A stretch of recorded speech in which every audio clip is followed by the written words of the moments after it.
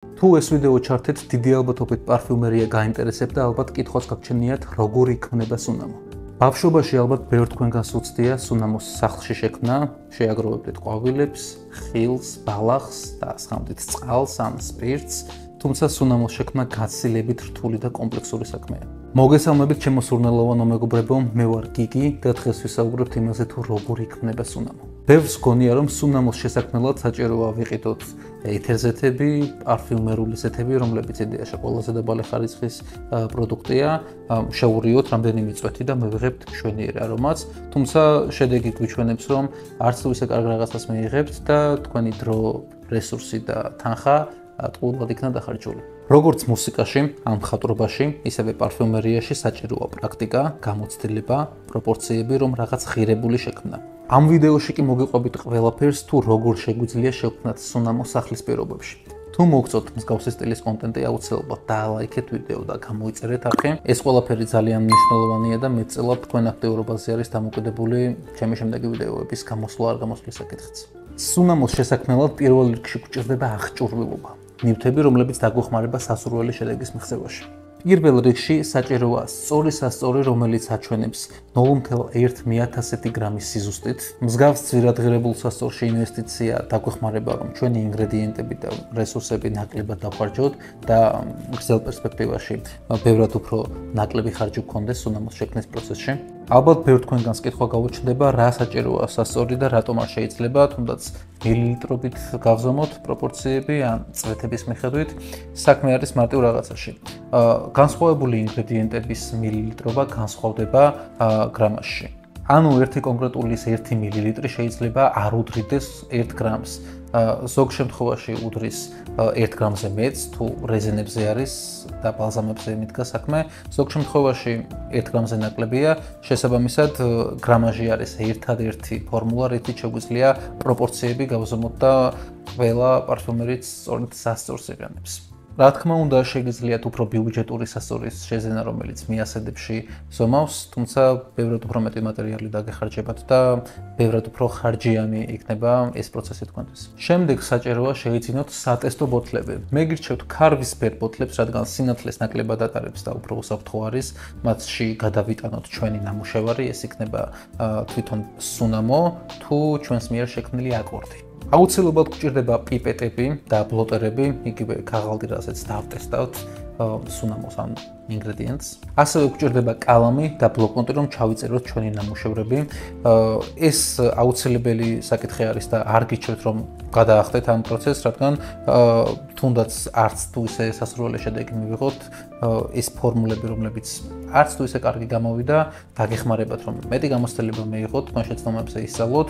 პარფიუმერიაში ასევე გამართლების მომენტიც არსებობს, შეიძლება ისეთი ლამაზი აკორდი ან სუნამო შექმნათ, საცუდაობა იქნება, რომ ეს ფორმულა ჩაწერილი არ გქონდეთ, ამიტომ ეს ნაწილი ძალიან მნიშვნელოვანია. ეს არის ძირითადი აღჭურვილობა, რაც დაგჭირდებათ სუნამოს შესაქმნელად, თუმცა მე რეკომენდაციას უწევ კიდევ ერთ აპარატს, რომელიც არის magnetic stirrer, ანუ მაგნიტური მოსარევი. ეს რა შეგვეხმარება? ზოგიერთი მატერიალი არის მყარის სახით, ზოგი ფხვნილის სახით, ბალზამები მაგალითად ბენზოინი და საკმეველი არის ძალიან სქელი, ბლანტი მასები, რომლებიც რთულად სამუშაო არის და არც თუ ისე კარგად ზავდება სხვადასხვა ინგრედიენტებთან თუ ალკოჰოლთან და ხელის მორევის მაგივრად, რასაც ძალიან დიდი დრო და ენერგია მიაქვს. ეს აპარატი აუცილებლად დაგეხმარებათ და უფრო შეგიმსუბუქებთ საქმეს. ეს აპარატი ამ შრომატევად პროცესს ერთიორად გააიოლებს და დროსაც მოგაგებინებთ. აღჭურვილობის შექმნით გვჭირდება ინგრედიენტები, raw materials, ნედლეული, როგორც გნებავთ, ისე დაუძახეთ. მატერიალებს ძირითადად ყოფენ ორ კატეგორიად, ეს არის სინთეტური მოლეკულები და ნატურალური ინგრედიენტები. თავად ნატურალური ინგრედიენტებიც იყოფა სხვადასხვა ქვეკატეგორიებად, თავისი მიღების ფორმით და შემადგენლობით. მაგალითად essential oil, იგივე ეთერზეთები, ეს არის კონცენტრირებული არომატული ზეთები, რომლებიც მიიღება მცენარეების სხვადასხვა ნაწილიდან. ეს არის ყვავილი, ფოთოლი, ქერქი, ფესვი, ნაყოფი. გამოხდა ხდება ძირითადად ორთქლის დისტილაციით ან ცივი დაწურვით.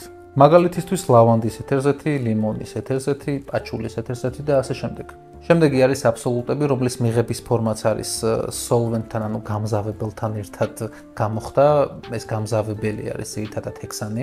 შემადგენლობას რაც შეეხება, ბევრად უფრო კომპლექსურია ვიდრე ეთერზეთები, რადგან დისტილაციის მეთოდით შეიძლება ვერ მიიღო ის არომა მოლეკულები, რომელსაც მიიღებ აბსოლუტის მიღების წესის დაცვით. ხასიათი არის უფრო ღრმა, მდიდარი, რეალისტური სურნელი. მაგალითისთვის ჟასმინის აბსოლუტი, ტუბეროზას აბსოლუტი, ვარდის აბსოლუტი, ფასითაც საკმაოდ განსხვავდება ვიდრე essential oil, ბევრად უფრო ძვირადღირებულია. შემდეგია ბალზამები, მაგალითად ოლიბანუმი, მირონი, საკმეველი, ეს არის ბლანტი მასები. სამუშაოდ რთულია, პიპეტითაც შეიძლება ვერ ამოიღო და გაგიჭირდეთ მათი დამუშავება. შემდეგი არის CO2 ექსტრაქტები, მიღებული სუპერკრიტიკული CO2 მეთოდით, რომელიც უფრო მდიდარ და რეალისტურ სუნს იძლევა. მაგალითისთვის ჩემი ერთ-ერთი საყვარელი მატერიალი ჯინჯერის CO2 ექსტრაქტი. ასევე გვაქვს tinctures, იგივე ნაყენები, რომლებიც მიიღება უშუალოდ ალკოჰოლთან გაზავების შედეგად. ნატურალურ ინგრედიენტებში ასევე შედის იზოლატები, რომლებიც არ არის, ასე ვთქვათ, სხვადასხვა მოლეკულათა კოქტეილი, რომელიც გვხვდება თუნდაც აბსოლუტებში ან essential oil-ებში. ეს არის ერთი კონკრეტული მოლეკულა, რომელიც ბუნებრივი მასალისგან მოდის. მიიღება ფრაქციული დისტილაციით, კრისტალიზაციით ან სხვა ტექნიკებით. ფორმით შეიძლება იყოს სუფთა, თეთრი, ფხნილი, კრისტალი ან გამჭვირვალე სითხე. მაგალითისთვის შემიძლია მოვიყვანო ვანილინი, რომელიც ფხნილის სახით გვაქვს წარმოდგენილი და ის არის ვანილის ძირითადი კომპონენტი. ასევე იზოლატი არის ჰედიონი, რომელიც ფართოდ არის გავრცელებული და თითქმის ყველა სუნამოში შეგხვდებათ. ჰედიონის პოვნა შეგვიძლია ჟასმინში ძირითადად და სხვადასხვა თეთრ ყვავილებში. ნატურალური ინგრედიენტების გარდა გვაქვს სინთეტური მოლეკულები, რომლებიც გადამწყვეტ როლს თამაშობს თანამედროვე პარფიუმერიაში. ისინი იქმნებიან ლაბორატორიაში და ნატურალური მოლეკულებისგან განსხვავებით, სადაც ათასობით სხვა არომა მოლეკულა გვხვდება, სინთეტური მოლეკულა შეიცავს მხოლოდ ერთ არომატულ კომპონენტს. მათი მოპოვება ბუნებაში არ ხდება, ამიტომ პარფიუმერებს უადვილებს შექმნან ისეთი აკორდები, რომლებიც ბუნებაში არ არსებობს. არსებობს მითი, რომ ნატურალური ინგრედიენტები ბევრად უფრო კარგია გამოსაყენებლად, უფრო ნაკლებად ალერგიული და უსაფრთხოა, ასევე ბევრად ნატურალური სუნი აქვს. ხშირ შემთხვევაში საქმე პირიქით არის. პირველ რიგში ნატურალური ინგრედიენტების გამოყენება არ შეგიძლიათ თქვენ მიერ სასურველ დოზებში, რადგან არის ზედმეტად ალერგიული და რეგულირებული არის ციფრას მიერ. ჩათვალეთ სუნამოს 5%-იც კი შეიძლება არ ეჭეროს ნატურალურ ინგრედიენტებს. ასევე თანამედროვე პარფიუმერია იმდენად არის განვითარებული, რომ ზოგიერთ სინთეტურ მოლეკულას გაცილებით ნატურალური სურნელი აქვს, ვიდრე თუნდაც ნატურალურ ეთერზეც. სინთეტური მოლეკულები წარმოადგენენ სუნამოს ფუძეს და მეტწილად მათზე არის დაშენებული სურნელი, რომელიც ამ სახით მოდის ჩვენამდე. თემას რომ არ გავცდეთ, მოდი გადავიდეთ შემდეგი ტიპის ინგრედიენტებზე, რომლებიც არიან გამხსნელები, სოლვენტები, მაგალითად ეთილ ალკოჰოლი, DPG, IPM და ასე შემდეგ. თუ დამწყები ხართ მხოლოდ პარფიუმერული ხარისხის ალკოჰოლს გირჩევთ. ეს გვეხმარება, რომ არომატული კომპოზიცია ვაქციოთ სუნამოდ და შთავბეროთ სიცოცხლე.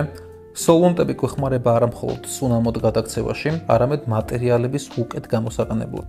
მაგალითად, თუ რომელიმე მატერიალი ძალიან ინტენსიური არის, შეგვიძლია გავაზავოთ გამხსნელში 1%-ზე, 10%-ზე, 20-ზე, 50-ზე, ზოგჯერ 0.1%-ზეც, რომ სურნელოვანი პროფილი შევძინოთ სუნამოს, მაგრამ არ მოიცვას მთლიანი კომპოზიცია. ასევე როგორც ვახსენე, პარფიუმერული ინგრედიენტები ყოველთვის თხევად ფორმაში არ გვხვდება, ზოგჯერ არის კრისტალიზირებული ფხნილის სახით, მყარი, ბლანტი, ამიტომ მათი გაზავება უკეთ დაგვეხმარება, რომ ამ ინგრედიენტის არსს უფრო მეტად ჩავწვდეთ და უფრო მეტად გავიგოთ თუ რა უნარები აქვს ამა თუ იმ ინგრედიენტს. ახლა ვისაუბროთ ერთ-ერთ ყველაზე პოპულარულ და მნიშვნელოვან ინგრედიენტებზე, რომლებიც ძალიან კარგი შენაძენი იქნებოდა თქვენთვის. მაგალითად აისოვე სუპერი, ამბროქსანი, ჰედიონი. ისინი არიან ნეიტრალური, მდგრადი და ძლიერი დიფუზიის მქონე არომა მოლეკულები, რომლებიც დიდი დოზით გამოიყენება უმრავლეს სუნამოში. ასევე გირჩევთ ბერგამოტს, რომელიც არის უნივერსალური ციტრუსი, არც ძალიან მწარე, არც ტკბილი, არც ინტენსიურად მომჟავო. იდეალური ციტრუსია, მოკლედ ოღონდ გირჩევთ კალაბრიულ ბერგამოტს ან ისეთი ბერგამოტის ზეთს, რომელსაც არ აქვს ტერპენები, ანუ ის ფოტოტოქსიკური მოლეკულები. ბერგამოტი და ბერგამოტის ზეთიც არის ფოტოტოქსიკური, ანუ მზის სინათლეზე იგი დამწვრობას იწვევს, ამიტომ გჭირდება ისეთი ნატურალური ბერგამოტის ზეთი, რომელსაც ეს მოლეკულები არ გააჩნია. კარგი დანამატი იქნებოდა გალაქსოლაიდი, რომელიც არის მუსკუსის კატეგორიაში შემავალი ინგრედიენტი. სუნამოს მიანიჭებს სისუფთავეს, მოტკბო კანის მსგავს აურას და სიძლიერეს. გირჩევთ პაჩულის, არსებობს სხვადასხვა ჯიშისა და ტიპის პაჩული. დამწყებისთვის ალბათ საუკეთესო იქნება light პაჩული, ეს მიანიჭებს სუნამოს ფრეშ, მცენარეულ და ბნელ მიწიერ ფონს ზედმეტი სიმწარისა და ცხოველური ბუნების გარეშე. კარგი შენაძენი იქნებოდა ვანილინი, რომელიც არის იზოლატი და გვხვდება ვანილში. იგი არის ფხვნილის სახით წარმოდგენილი და სუნამოს აძლევს გურმანულ მოტკბო ხასიათს. ასევე გირჩევთ წითელი წიწაკის ეთერზეც, რომელიც არის მომწარო, ციტრუსოვანი, ეფექტურად გამხსნელი ტოპნოტი და უფრო მეტ სიხალისეს მისცემს არომატს. კარგით, გავიგეთ ეს მატერიალებიც. ახლა სად შეგვიძლია შევიძინოთ ისინი? ონლაინში სინთეტური მოლეკულების მოძიება საკმაოდ რთულია, ხოლო ნატურალური ინგრედიენტების ხარისხი ვერც კი უახლოვდება იმ ხარისხს, რომელიც თქვენ გჭირდებათ. არის ძალიან ბევრი fake ეთერზეთები, პარფიუმერული ზეთები, რომლებიც არის შექმნილი რაც შეიძლება იაფად და გამოიყენება არაბრენდირებულ სანთლებში, შამპუნებში, დიფუზორებში და ასე შემდეგ. ამიტომ გირჩევთ ორ საიტს, ეს არის Pellvolim და Parfumer Supply House, სადაც შეგიძლიათ შეიძინოთ უამრავი ინგრედიენტი და აბსოლუტურად დარწმუნებულები იყავით მათ სანდოობაში. როცა უკვე გამოცდილებას მიიღებთ და გადაწყვეტთ დიდი ბადჟეტის გამოშვებას, მანდ უკვე შეგიძლიათ დაეკონტაქტოთ ქარხნებს, ჟიუდანს, IF-ებს და ასე შემდეგ. ეგ სხვა ვიდეოს თემა არის. კარგი, გვაქვს აღჭურვილობა, გვაქვს ინგრედიენტები. გადავიდეთ საქმეზე, როგორ უნდა შევქმნათ სუნამო. სანამ ამაზე გადავალთ, უნდა გავიცნოთ მცირე ტერმინოლოგიას. eau de toilette, eau de parfum, parfum არის სხვა ტერმინებიც, მაგალითად ექსტრაქტი, ანუ ფრეში, ანუ eau de cologne. ამ თემაზე პირველჯერ მაქვს ნასაუბრები თუ რას წარმოადგენს თითოეული კონცენტრატი და გირჩევთ ამ საკითხს კარგად გაეცნოთ. ასევე მნიშვნელოვანი კონცეფტი არის სუნამოს პირამიდა, ტოპ ნოტები, შუა ნოტები და ბეის ნოტები. ამაზეც მაქვს ნასაუბრები, მაგრამ მოკლედ რომ მოვიხილოთ, ტოპ ნოტები არის ყველაზე მოკლე ხანგრძლივობის მატერიალები, თუმცა ყველაზე დიდ ეფექტს სწორედ ისინი ახდენენ, როცა ადამიანი გადაწყვეტს იყიდოს თუ არა სუნამო. შუა ნოტები არის გარდამავალი ნოტები, ხოლო ბეის არის ყველაზე ხანგრძლივი და ინტენსიური, რომელიც სუნამოს ხასიათს განსაზღვრებს. თუმცა არავითარ შემთხვევაში არ იფიქროთ, რომ ბეის ნოტებს გრძნობთ მხოლოდ 4 საათის შემდეგ, ან შუა ნოტებს გრძნობთ მხოლოდ 2 საათის შემდეგ. რეალურად პირველივე სპრეიდან იგრძნობა სუნამოში ყველა ნოტი, მისი კონსტრუქცია და ბუნება, თუმცა მის აღმოჩენას სჭირდება პრაქტიკა და მატერიალების კარგად გაცნობა. თქვათ უსმენთ ორკესტრს. კომპოზიცია გვესმის როგორც ერთი მთლიანი. შეიძლება დომინირებდეს კონკრეტული საკრავი, თუმცა თუ გავამახვილებთ ყურადღებას და კონცენტრირდებით, შეგვიძლია განცალკევებულად ვუსმინოთ თითოეულ ჟღერადობას. დაახლოებით იგივეა პარფიუმერიაშიც. ყველაფერი თავიდანვე იგრძნობა. ოღონდ 1 საათში აღარ გვჩება ტოპ ნოტები, 3 საათში აღარ გვჩება მიდ ნოტები და შესაბამისად დამწყებისთვისაც მარტივია ცალკეულად შევიგრძნოთ თითოეული ეტაპი. დავუბრუნდეთ თემას. მნიშვნელოვანია რომ ზუსტად გვესმოდეს რა არის აკორდი და რა არის ბეისი, რადგან ინგრედიენტების შეძენის პროცესში ამ ორ ტერმინს აუცილებლად წააწყდებით. აკორდი არის ორი ან მეტი ინგრედიენტის კომბინაცია, რომელიც განასახიერებს კონკრეტულ სურნელს. მაგალითად ამბრა, რომელსაც არ აქვს სურნელი. პარფიუმერიაში იგი არის აკორდი, რომელიც შედგება ვანილის, ლაბდანუმის და ბენზოინის კომბინაციით. ახლა რა არის ბეისი? ბეისი არის, ასე ვთქვათ, სამშენებლო ბლოკი, რომელიც პირდაპირ შეგიძლია ჩასვას სუნამოში. ერთგვარად ჩიტ კოდი არის. მაგალითად, ისეთი კომპანიები, როგორებიც არის Simrise, ჟივუდანი უშვებენ ბეისებს, Ambroxan base, Mask base, Red Fruit base და ასე შემდეგ. შემდეგ სუნამოს შემქმნელი პარფიუმერი ადგება, იყიდის ამ ბეისს და პირდაპირ გამოიყენებს სუნამოში როგორც ცალკეულ ინგრედიენტს. ეს უფრო მარტივი ხერხი არის და მაგიტომ ვთქვი რომ ჩიტ კოდია. ეს ბეისი კარგად დამუშავებული არის, ძალიან კარგად დაბალანსებული არის და მარტივად ჩდება სუნამოში. ასევე თქვენო შეგიძლიათ თქვენ მიერ შექმნილი აკორდი აქციოთ ბეისად. ან თუ შექმნით მაგალითად კარგი ტყავის აკორდს, შეგიძლიათ ეს ტყავის აკორდი გამოიყენოთ ცალკეულ ინგრედიენტად თქვენს მიერ შექმნილ ფორმულაში. გადავიდეთ შემდეგ ეტაპზე. ეს არის პარფიუმერიის შესწავლა. როდესაც თავიდან იწყება ამ საქმეს, ძალიან დიდი გამოწვევაა რომ ეგრევე დაიწყო კარგი, ლამაზი აკორდებისა თუ სუნამოების შექმნა. შეიძლება გაგიმართლოთ კიდეც და კარგი რაღაცები გამოგივიდეთ, მაგრამ აუცილებლად დაგჭირდებათ იმპროვიზაციის უნარები, პრაქტიკა, გამოცდილება. ამიტომაც გიჩვენებთ სხვადასხვა ვარჯიშებს. შეისწავლეთ თქვენი მატერიალების სიღრმისეულად, ისწავლეთ აკორდების შექმნა და ისწავლეთ ფორმულის შექმნა. პირველ საკითხს რაც შეეხება, ანუ მატერიალების შესწავლა სიღრმისეულად. როდესაც ინგრედიენტი ჩამოვა, მხოლოდ თავსახურის მოხსნით და მათზე დაყნოსვით შორს ვერ წავალთ და სიღრმისეულად ვერ ვისწავლეთ თუ რა უნარები აქვს ამა თუ იმ ინგრედიენტს. ძალიან ხშირად შეეჯახებით ცხვირის დაბრმოვების პრობლემას და ზოგადადაც წმინდა კომპლექსურ სურნელს ასე ვერ აღიქვამთ. უნდა გაიგოთ როგორ ხასიათავლენს იგი ფორმულაში. აი სწორედ აქ გვჭირდება სოლვენტში გაზავება ამათო ინგრედიენტის. შეგიძლიათ გააზავოთ 10%-ში და მიიღებთ eau de toilette-ს, გააზავებთ 20%-ში და მიიღებთ eau de parfum-ს. შემდეგ დატესტოთ ბლოტერზე, დატოვეთ ეგ ბლოტერის სამუშაო მაგიდასთან და მიაკითხეთ რამდენიმე საათში, რამდენიმე დღეში, კვირაში და შედეგები დაიმახსოვრეთ. ეს ძალიან მნიშვნელოვანი არის, რომ ინგრედიენტის ხასიათს კარგად ჩაწვდეთ და მისი ინტენსივობის დონეს გაიგოთ. ძირითადად ტოპ ნოტები ბლოტერზე რჩება 1 დღეზე ნაკლები, მიდ ნოტები რჩება 1 კვირაზე ნაკლები, ბეის ნოტები 2 კვირაზე დიდხანს. გირჩევთ, რომ ამ საფეხურს არ გადაახტეთ, რადგან სასწავლად იდეალურია და ბევრ ახალ უნარს გამოიმუშავებთ.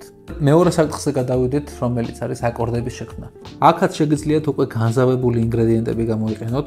მაგალითად, როგორც გითხარით, ამბრის აკორდის შესაქმნელად გჭირდებათ ვანილინი, ლაბდანუმი და ბენზოინი. პროპორციები რო განსაზღვროთ, შეგიძლიათ ვანილინი გაასავოთ 20%-ში, ბენზოინი 10-ში, ლაბდანუმი 1-ში, შემდეგ სამივე ბლოტერს დაიჭერთ, დაყნოსავთ და წარმოდგენად შეგექმნებათ, როგორი სურნელი უნდა მიიღოთ. აკორდების შექმნის პროცესში და შემდეგ გარკვეულწილად ჩამოგვეყალიბდებათ ინტუიციაც და გამოცდილებაც.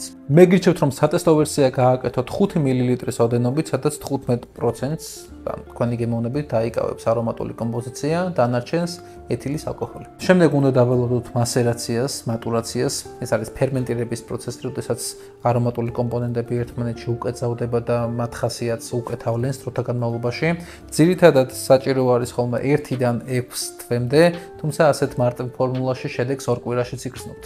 ხო, ყველაზე მთავარი, დაიცავით იფრას რეგულაციები. ინგრედიენტის შეძენისას მას თან დართული აქვს აღწერა, თუ რა პროცენტულობით შეიძლება გამოვიყენოთ იგი სრულ სუნამოში, ასევე ცალკეულ კომპოზიციაში. ეს აუცილებელია, რათა თავიდან ავიცილოთ ალერგიული რეაქციები. აი ასე ოსტატურად გადავდივარ უსაფრთხოების ნორმების დაცვაზე. მატერიალების უმრავლესობა და ალკოჰოლის მარტივად აალებადია, ამიტომ ძლიერ სიცხეს მოაშორეთ. მატერიალები არ დატესტოთ კანზე, რადგან მათ სჭირდებათ განზავება. ნატურალური ინგრედიენტები მოდიან ბუნებიდან და ზოგჯერ ესა თუ ის მცენარე თავისთავად გამოყოფს ეთერზეც თავდაცვისთვის. ახლა კი მინდა რეკომენდაცია გავუწიო ერთ-ერთ სახელმძღვანელოს, რომელიც დამწყებებს ძალიან გამოგადგებათ. ეს არის The Alchemy of Scent by Jean-Claude Ellena. ეს არის Hermes-ის ლეგენდარული პარფიუმერი.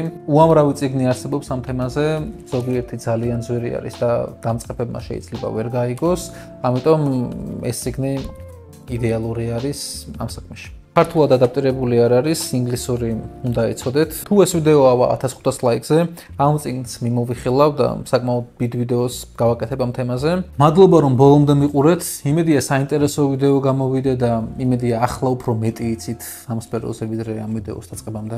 ამ არხზე ამიერიდან სწორედ მსგავსი კონტენტი იქნება, ამიტომაც გამოიწერეთ და ბევრ ახალ საინტერესო რაღაცას გეტყვით.